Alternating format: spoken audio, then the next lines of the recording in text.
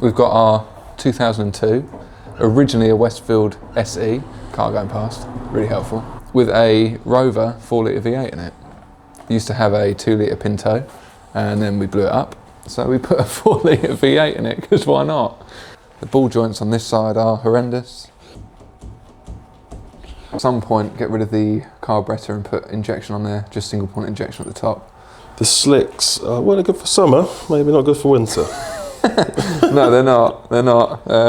What's this little indicator on here or something? Yeah, you need a side repeater on a kit car. So on here, it's just on the wheel. Those seats though, we can't have those seats. They're not very comfortable. Horrendous. They're not very comfortable. I have got some Recaros lined up for it though. Make it a bit more comfy. I think the harnesses probably need changing as well now. They've been on them for more than 5 years. Yeah, slightly wider frame, so we've got a Robin Hood 2B frame. This, I don't even know what frame it is. It's supposed to be a Westfield frame, but I don't think it is. It doesn't match any frame that I've looked up, so get it on the 2B frame that's a little bit wider, because 2 6-foot-odd blokes sitting in here is quite tight.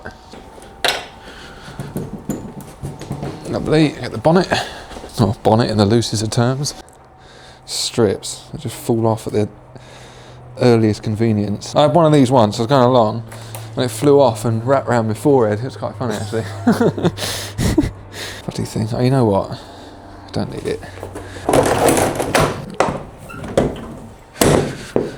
In here you got the fan switch, main ignition, fuel pump, ignition coil, and now I can't reach the throttle.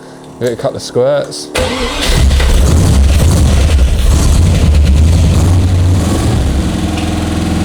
It doesn't have a choke, so it'll probably stall a couple of times.